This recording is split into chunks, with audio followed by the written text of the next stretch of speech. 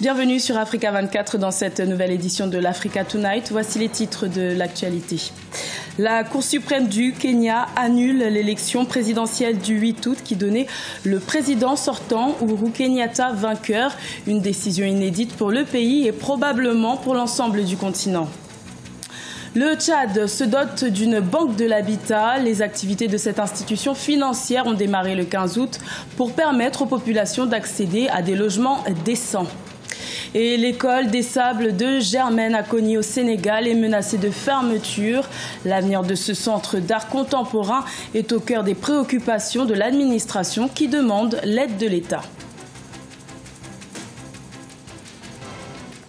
Le Kenya a connu ce vendredi un véritable séisme politique. La Cour suprême a décidé d'invalider les résultats de l'élection présidentielle du 8 août dernier qui donnait le président sortant, Uhuru Kenyatta, vainqueur avec plus de 54% des voix.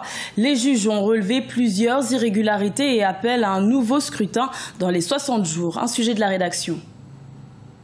C'est une première dans l'histoire du pays et même du continent. La Cour suprême du Kenya a invalidé ce vendredi 1er septembre 2017 l'élection présidentielle du 8 août. Un scrutin qui donnait vainqueur le président sortant, Uhuru Kenyatta, avec 54,27% des voix, contre 44,47% des suffrages pour son principal opposant, Raila Odinga, qui dénonçait des fraudes massives dès le lendemain du scrutin. La Cour suprême semble lui avoir donné raison en relevant certaines irrégularités. Une décision politique pour Uhuru Kenyatta, mais qualifiée d'historique par Raila Odinga. Peace. La paix. Peace. La paix. And I repeat again, peace. Et je le redis encore, la paix. Your neighbor. Votre voisin doit rester votre voisin. Your neighbor. Regardless. Peu importe ce qu'il se passe. The man and woman. L'homme et la femme près de vous doivent rester vos voisins. Your neighbor. Regardless. Et ce, peu importe leur sensibilité politique. Pour la première fois dans l'histoire de la démocratisation de l'Afrique, un jugement a été fait par une cour pour dénoncer l'irrégularité de l'élection d'un président. C'est un jugement sur un président qui est en poste. Je veux profiter de cette opportunité pour remercier les juges de la Cour suprême d'avoir fait cela pour la postérité. La décision de la Cour suprême prise à une majorité de 4 juges sur 6 annule les résultats de l'élection présidentielle, mais ne donne aucun candidat vainqueur. Un verdict inédit pour le pays qui démontre là l'indépendance de sa justice. De l'avis des observateurs, ce scénario pourrait d'ailleurs inspirer d'autres pays africains. Cette décision prise par la Cour suprême du Kenya ce vendredi, jour du jugement, comme le disent certains médias kenyans, concourt à attester de la prééminence du rôle que joue aujourd'hui le juge suprême kényan, qui administre ainsi une bonne leçon historique à l'ensemble de leurs confrères africains, comme quoi en démocratie, il faut savoir avoir parfois l'audace pour faire respecter l'état de droit. Le rôle aujourd'hui de ce juge kényan est important à souligner parce que c'est une décision unique à ma connaissance en Afrique, où un juge invalide une élection présidentielle après qu'une commission nationale de recensement, d'encadrement, d'organisation du résultat et du vote puisse proclamer le résultat final. Ce revirement de situation inattendu pourrait raviver les tensions entre les partisans des deux adversaires politiques. La semaine qui avait suivi l'élection présidentielle, 21 personnes avaient perdu la vie dans des émeutes. La saisine de la Cour suprême le 16 août de l'opposant Raila Odinga, déjà 3 fois candidat malheureux à la présidence, aura donc porté ses fruits. Un nouveau vote devrait être organisé sous 2 mois. Au Cameroun, les premiers leaders anglophones ont été libérés ce jeudi. Cela fait suite à la décision, le 30 août, du président Paul Biya de gracier certains protestataires de la crise anglophone qui a secoué 2 régions du pays en décembre 2016. Sur une liste de 54 noms, le tribunal s'est prononcé pour l'instant sur une 30aine de cas. Reportage de notre correspondante Viviane Bauken. 23 heures. Prison centrale de Kondengui à Yaoundé, capitale camerounaise. Derrière ces murs se trouvent les 2 leaders de la protestation anglophone. Après la grâce présidentielle reçue le 30 août 2017 et l'extinction de leur charge par le tribunal militaire plus tôt dans la journée du 31 août 2017, ils doivent rejoindre leur famille.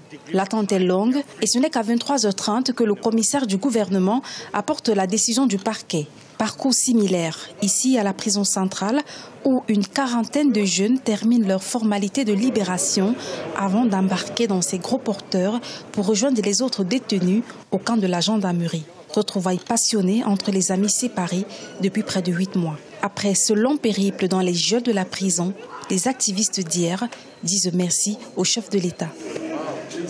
Je suis vraiment content de retrouver ma liberté après presque 10 mois de détention.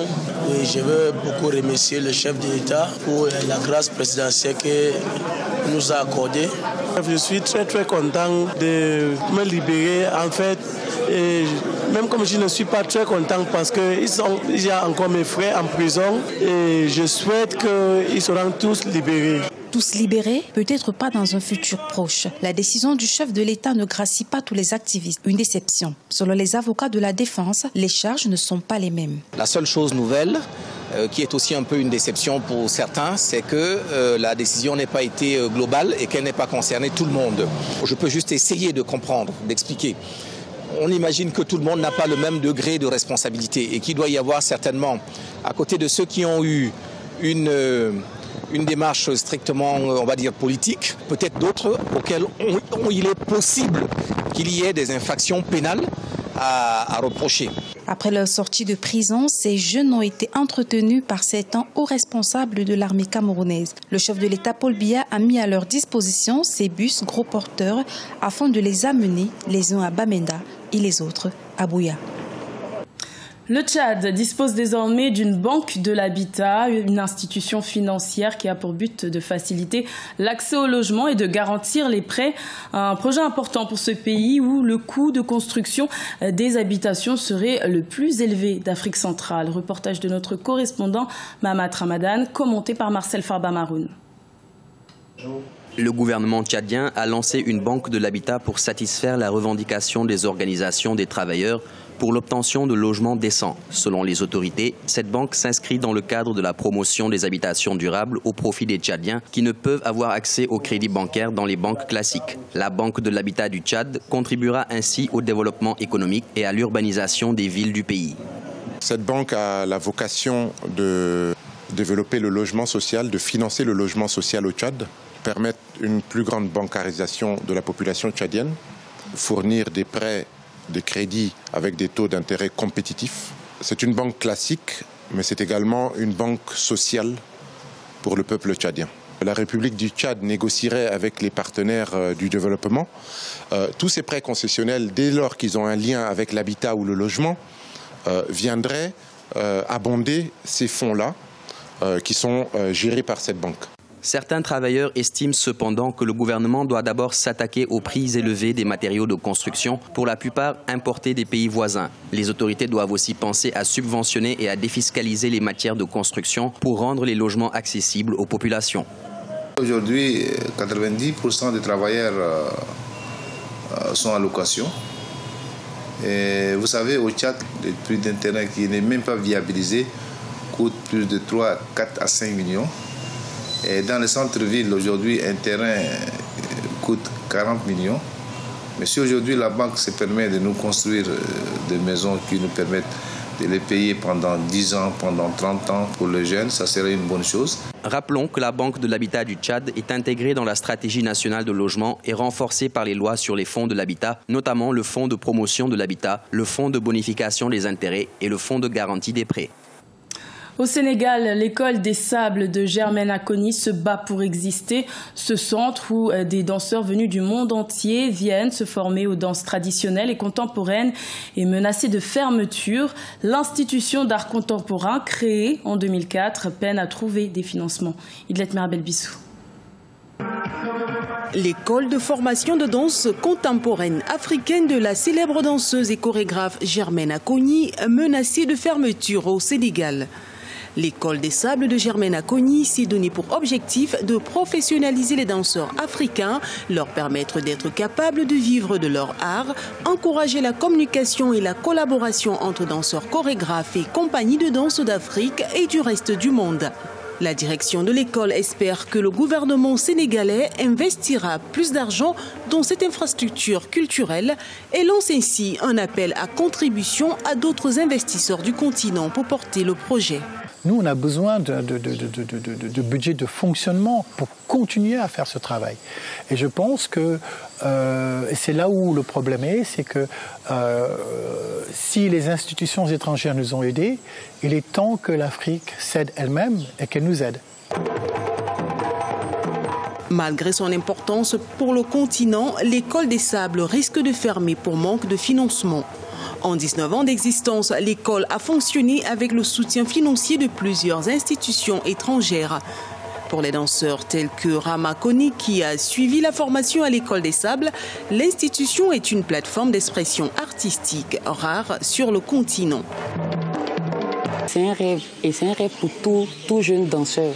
Tu vois, c'est une école qui apporte beaucoup de choses dans la formation, dans le comportement. Ils ont l'éducation de la danse, tu vois. Ils savent comment unir les gens, ils savent comment former les gens, ils savent comment guider les danseurs, ils savent comment t'amener à aimer la danse.